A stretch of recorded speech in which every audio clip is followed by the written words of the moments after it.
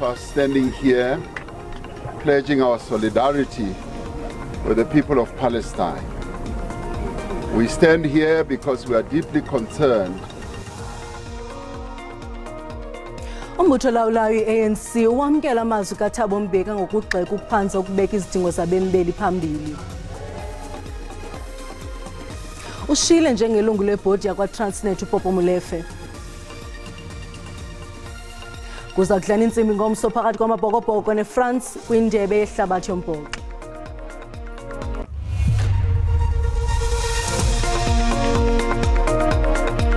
Molweni makhaya, samkele nababukeli kwijelo iDTT nanguvimba wangokuhlwanje. Owayesakuba ngusihlalo wenkampani yakwa-Transnet uPopo Molefe ulahlile kule nkampani iphantsi kukarhulumente. Umphathiswa wamashishini karhulumente uPravin Gordhan wafaka uAndile Sanqu njengosihlalo endaweni kaMolefe ebutsheni balo nyaka, ukanti uMolefe ulahla sele lilungu lebhodi kwa-Transnet. Ukulahla kukaMolefe kulandela oko kwamalungu amathathu esigaba esiphezulu sale nkampani, kuquka uPortia Debbie njengosomaqhuzu, uNokhululeko Dlamini njengentloko yezimali ulahle kule nyanga iphelileyo. Usiza Mzimela walahla njengentloko yecandelo lemithwalo. Isithethi sesebe lamashishini karhulumente uElice Mnyandu uthi ukwamkele umphathiswa wesebe uPravin Gordhan ukulahla kukaMolefe. The Minister of Public Enterprises, Mr. Pravin Gordhan, has thanked Mr. Popo Molefe for his contribution as the board chairperson and non-executive director of Transnet. Mr. Molefe has served on the Transnet board for the past 5 years, a period in which he led efforts to restore governance, root out corruption, and refocus Transnet on its strategic mandate as a key pillar of the South African economy. Minister Gordhan wishes Mr. Molefe well in his future endeavors and thanks him for heeding the call to serve our country. It is important to note that the stepping down of Mr. Molefe is due to personal reasons and must not be misconstrued or interpreted as being in any way related to the recent developments at Transnet. Kanti Molefe wavela amatyeli eyokunika ubungqina kwikomishoni kaZondo yayiphanda kubanjwa ngobhongwana kwamashishini karhulumente ngezityholo zorhwaphilizo kwi-arhente yezothutho ngololiwe iPrasa. Where am I going?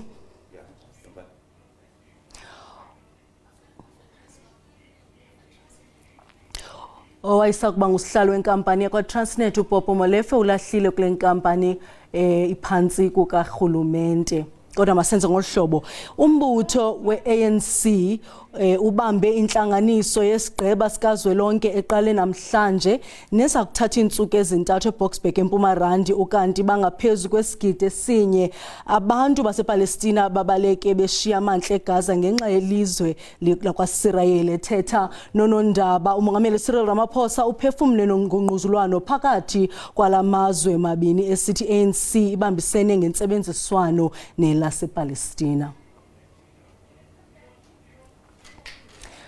Sawuphinda sibuye ke kwelo nqaku ukusetyenziswa imisebenzi enzima kwabantwana abaselula ngumkhwa othe gqolo kwihlabathi jikelele. Lo mkhwa uvimba abantwana ekubeni bakhululeke benze izinto zobuntwana bangakwazi ukufunda kwaye unyashana namalungelo abo. Le ndawo yogobityholo yaseMatsatseng yindawo ehlelelekileyo apha kuhlala inkwenkwane neminyaka 15 neyayeka isikolo ikugrade 3 ngenxa yeemeko zokuswela. Kungoku nje lo mntwana usebenzela amafama ukuze agxothi kade eziko. Lo mntwana ufuna ukubuyela esikolweni. Ilungu lekomiti yewadi yale ngingqi lithi ziliqela izizathu ezinyanzelisa abantwana ukuba basebenze besebancinci. Ingxaki esinazo apha eMatsatseng kukuba abantwana bafakelwa uxinzelelo ziitshomi zabo. Abanye basela utywala de bayeke nesikolo. Abanye abazali abasebenzi, nto leyo enyanzelisa abantwana ukuba bakhangele indlela zokuzenzela imali. Sicela urhulumente angenelele. Umbutho lwelamalungelo abantwana ubongoza uluntu kuba lufaka isandla kwidabi lokulwa nokuxhatshazwa kwabantwana. As an organization, we make every effort to highlight in general about issues of violation of children's rights. So we do this when we engage with communities. It's the communities who will identify that a particular child is being used as a domestic worker. A particular child is working in the farm other than going to school. So we encourage communities to make contact with us in such instances. Ukanti abakwa-Childline bakhuthaza abantwana noluntu ngokubanzi ukuba baze ngaphambili ngeziganeko ezikumila kunje.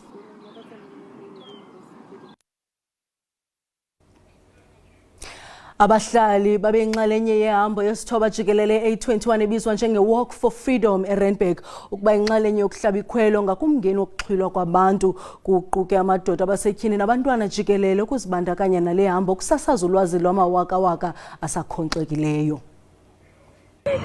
Bazalise izitalato begxininisa amanqanaba aqatseleyo wokuxhwilwa kwabantu kweli. Ingxelo ye-arhente CIA ekuqaleni kwalo nyaka ithe eli lizwe lisamile ekubeni ngelesibini ekuxhwilweni kwabantu isihlandlo sesithathu seminyaka ukuqengqelelana. Having the resources, we need to actually be aware and then use those resources by making, those reports through the police. Then they can do their job. So it's a combined, collective effort towards combating crime. I feel like it was definitely necessary, and I feel like maybe online, just through word of mouth, and I think if this could be a once a month thing, it would definitely create more awareness. Olu lwaphulomthetho alwenzeki phakathi kwamazwe kuphela koko naphakathi kwengingqi nalapho abaxhwili bethatha amaxhoba babenze amakhoboka besebenzisa abantwana bambi basetyenziselwe iziyobisi nokuthengisa ngomzimba. We're not aware of actually what's going on around us, and if we're not aware of it, we can't actually see how we can assist. As a church, our number one priority is to see how we can support. We believe in the power of prayer, and so we want to pray. We want to make sure that there is awareness, and even now the police is addressing the people that came for the walk as to how to look for signs, how to look for things where suspicious behavior is, and how we can partner with them in reporting. And we want to keep our children safe. Njengoko eli linemithetho ebekiweyo yokuqobisana nale ngxubakaxaka yokuxhwilwa kwabantu, abaninzi bakholelwa ukuba amanyathelo nokunyanzeliswa komthetho kusasilela. Sinamkele kwa isibhotise kwabo basandula ukungena siniphathele izindaba sisiza ngqo kunqa phambili SABC 1. Uyakwazi ke ukufumana izindaba ukuphela nje kwazo kwikhasi lika-YouTube ngokuba uthi SABC Iindaba zesiXhosa. Ukanti masibele kwinqaku lethu lokuqala. Umbutho we-ANC ubambe intlanganiso yesigqeba sikazwelonke eza kuthatha iintsuku ezintathu eBoksburg eMpumarandi. Ukanti bangaphezu kwesigidi esinye abantu basePalestina ababaleke beshiya amantla eGaza ngenxa yelizwe lakwaSirayeli. Ethetha nonondaba umongameli Cyril Ramaphosa uphefumle ngongquzulwano phakathi kwala mazwe mabini esithi ANC ibambisene ngentsebenziswano nelasePalestina. Kwintlanganiso yesigqeba sikazwelonke se-ANC entsuku ntathu kushukuxwa ngemiba ekubungele eli laseMzantsi Afrika nendlela lombutho ongeza nezisombululo ngayo. Where does the ANC find itself in terms of its positions and as far as that is concerned, and then looking at the domestic balance of forces and balance of power and a lot of shifts in that environment. Looking at opposition analysis, looking at analysis of our friends, looking at our strategy and tactics. Kusenjalo umongameli Cyril Ramaphosa uphefumle ngongquzulwano phakathi kwalamazwe mabini esithi umbutho we-ANC ubambisene ngentsebenziswano nelasePalestina. Standing here pledging our solidarity with the people of Palestine.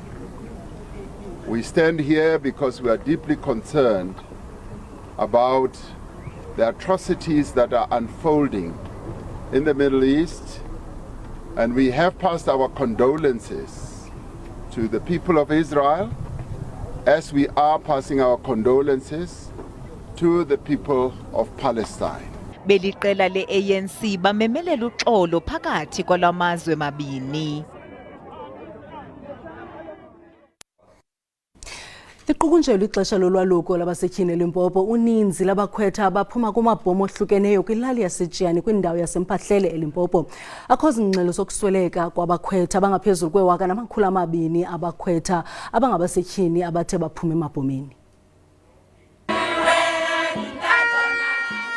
Isandi samagubu neengoma zesintu njengophawu lokuphela kwexesha lolwaluko labasetyhini. Abo bebeyinxalenye yolwaluko bangene bengamantombazana baphuma bengabafazi. Bachitha ngaphezu kweeveki ezimbini emabhomeni apho abadala bebafundisa imithetho ethile nembeko. Oku kubafundisa ukuba babe ngabasetyhini abathatha uxanduva ekuhlaleni nakumakhaya abo. Uthi kubalulekile oku kuba kuvuselela isiko labo khona ukuze abantwana nezizukulwana ezizayo zazi ngamasiko nezithethe. Bakholelwa ukuba esi sithethe samandulo sibalulekile. Uthi uchulumance kakhulu ufunde nokuninzi nokuba owasetyhini kufuneka aziphathe njani ekuhlaleni. Abazali bachulumancile. Uthi kuyachulumancisa ukubona abantwana babo bephume kakuhle kuba abantu bebexhalabile kodwa bebeqinisekisiwe ukuba baza kukhuseleka. Lo mlilo nomsi omnyama ogquma isibhakabhaka luphawu lokuphela kwexesha lolwaluko ngokwesiko labo. Umamuleya Tutu, umhlolokazi wangasekhoyo Archbishop Emeritus Desmond Tutu, ubhiyozela ukufinca iminyaka engama-90 namhlanje ephila. Kubanjwe inkonzo ekhethekileyo yombhiyozo eSt George's Cathedral eKapa. Le nkonzo ibizinyaswe lusapho, abahlobo nezalamane apho bamnqwenelela usuku oluhle lokuzalwa. Inkonzo ezukileyo nekhethekileyo yombhiyozo kaMamuliya izithethi zimchaze njengegala lomzabalazo elalijula ijacu kumlo ochasene nenkqubo yocalucalulo nowadlala indima iphambili kwinkululeko yelelo Mzantsi Afrika ekunye nomyeni wakhe uArchbishop Tutu. Congratulations on this 90th birthday celebration, and may God bless you, your families, this diocese, our province, South Africa and the world. God loves you, and so do I. Amen. Umamuliya uthi zange naninina yathi qatha kuye ukuba ngaze adibanise 90 eminyaka edlamazimba. Wenze umbulelo ongazenzisiyo kubo bonke abamnqwenelele usuku oluhle. I never thought I would make it to 90 because I've never felt anything that was telling me that I will be 90. I'm happy to be 90 and look it, and don't keep deceiving me and telling me, you don't look it. I look it because I am it. Thank you. It's of course a bittersweet celebration because I remember 2 years ago we celebrated my dad's 90th birthday, and he's not here to celebrate today with my mom. But we're very grateful to be able to celebrate her 90th birthday here in the cathedral. Kuphehlelelwe umboniso ngelinika imbeko kwiminyaka engama-90 kaMamuliya kwiziko iDesmond and Leah Tutu Legacy Foundation eKapa nosihloko sithi 90 Voices Her Story. Lo mboniso kulethe imifanekiso yamanina angama-90 awayeyinxalenye yomzabalazo wenkululeko. Ukanti le mifanekiso ibalisa amabali ohlukeneyo ngomzabalazo.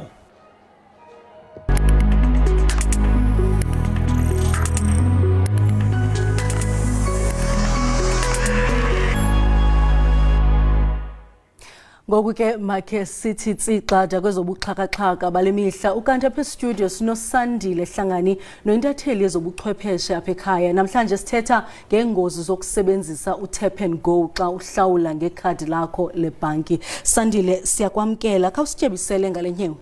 So asixeleli qha abantu esithi abayanga esikolweni. Lento ichaphazela kakhulu nabantu abafundileyo ngoba itechnology okakhulu. Usenokwenzeka ufundile ucinga fana uyayazi kanti awuyazi, uzawurojwa as ATM okanye xa uyokwenza transactions ebank. So into eyenzekayo kukho lento kuthiwa near field communications technology. Le technology le yenza okokuba umachino okanye ATM ikwazi ukuthetha nekhadi lakho. Ngamanye amagama uyathepha pha emtshinini, wawugqiba uthepha emtshinini ufaka ipin yakho le izawukwenza okokubana ukwazi ukuwithdrawa imali. Aba bantu ke sibabiza ngoba zi-cyber criminals. Kakhulu yenzeka kwindawo apho kukho khona ii-ATMs. Babloka okanye bajema le ndawo ikhamisileyo ufaka kuyo ikhadi okokuba ikhadi lingakwazi ukusebenza kuyo. Ngamanye amaxesha uzawuthi okanye uzawuqaphela ukuthi xa ulifake eli khadi iba ngathi kukho into eliblokayo ukuthi lingangeni. Kuzawuza ke indoda eza kuxelela okokuba iblokile okanye ijemile le ndawo ikhamisileyo ufaka kuyo ikhadi.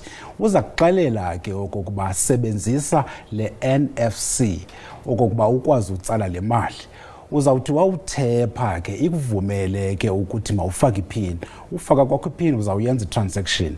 Ubungozi bayo ke le technology kukuba uzawuthi wakuyigqiba i-session yakho, ii-ATM ezininzi okanye iibhenki ezininzi aziyivali i-session yakho wawugqiba ukuyitsala imali. Khumbula lo mntu ebekunceda ekuxelela okokuba le nto ikhamisileyo ufaka kuyikhadi ayisebenzi, thepha ume emva kwakho. Khumbula ukuthi ndithi emveni koba wenze le session yakho umatshini awuyivali isession. Ithetha ukuthi loo nto leyo lo mntu uzawungena uzowutsala imali emtshinini uzawuqhubekeka ngala session yakho, akwazi ukutransfer imali kwi-bank account yakhe okanye atsale imali. Sizikhusela njani ke ngokusandile? Uba uyayikhumbula laa nto kuthiwa yi-attach, i-attach zineza numbers sizivala ngazo. Iyawuthetha ukuthi loo nto leyo uzayivula i-attach yakho ikhamise uyishiye ebantwini. Ngesilungu sithi ayikho le nto kuthiwa yi-rocket science. Sukumvumela umntu athi uzokunceda ebhenkini okanye uzokunceda kwi-ATM. Ncedwa ngamalungu okanye ngabantu abasebenza ebhenkini. Sibulele kakhulu ngexesha lakho Sandile. Abahlali basematatiyeli eMpuma Koloni bamemelele urhulumente ukuba athabathele ingqalelo idama elikhulu elisekelwe ngakwintaba zaseDrakensberg ukukhawulelana nemibhodamo yokunqongophala kwamanzi. Eli dama sekulithuba litsala abakhenkethi. Abahlali bakholelwa ukuba lingasetyenziswa ukuvula amathuba engqesho nokuza nofunquko kuqoqosho. Eli dam lihle yaye linobude obungapha kwekhilomitha. Lo gama livuleke ngokungange-800 meters. Ubunzulu babo bulinganiselwa kwiimitha ezisibhozo. Kungoku nje abantu abaninzi balisebenzisa ekulobeni kunye nobuntywila. Bambi ke bakholwa ukuba linawo amandla okutsala abakhenkethi kunye nabatsalisi-mali. So sithi ke eldam esilibiza ngoba i-mountain lake mayibe lilo idam elizawuthi libe ne-aspect apho lizawukhona into yokokubana si-showcase le tourism destination ngokuthi ke sibe nendawo apho ke kuzawenziwa i-competition zokuloba, sibe nendawo zokonwaba apho sithi zi-caravel festival. Sithi ke kananjalo ke sifuna into yokokubana nee-businesses zikhona ezingathi ke zixhamle kule ndawo okanye zibe partnerishe kwenziwe into eliqilima tourism. Bambi abahlali bathi ininzi into engenziwa apha kweli dam khona kuze baxhamle. Izikolo ezininzi zilithatha eli dam njengendawo yokufundisela abantwana, nanjengoko zininzi izinto zenziwa apha zimbi zazo ziluncedo kubantu balommandla. The children absolutely love coming into the open environment here and seeing nature firsthand. We can explain so many geomorphological processes as well as rock structures to the children. Nangona kukho eli dam apha, kodwa abantu bommandla wasematatiyele abafumani manzi oneleyo. Umasipala uthi ubona ithuba lokuba lisetyenziswe eli dam ekubeni lihambise amanzi kuzo zonke iilali zasematatiyele ukuba nje kungakho abatyalisi-mali. Bambi abantu kulo mmandla balibona eli dam njengenokwazi ukuguqula imeko zoqoqosho nentlalo, ingakumbi kummandla wasematatiyeli. Kwiindaba ze-SABC ndiNkululeko Nyembezi ematatiyeli.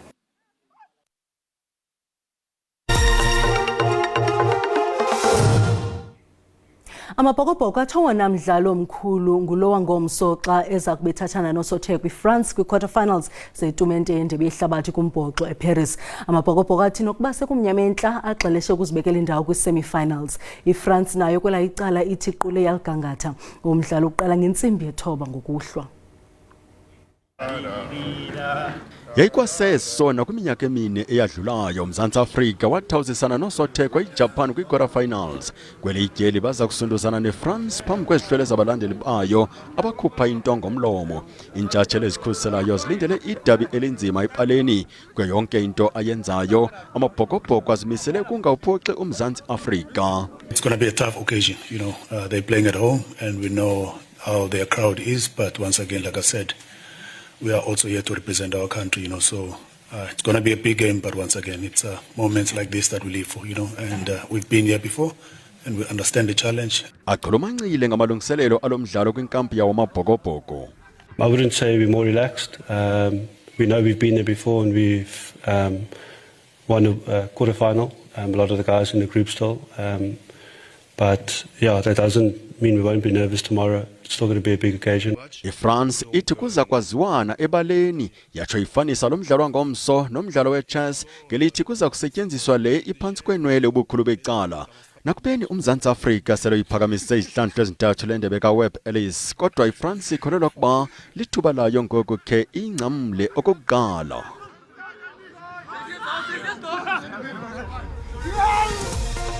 Sibulele mawethu ngokusiboleka indlebe, sinikhumbuze sikhona nangomso ngaxeshanye usuku lwenzolo.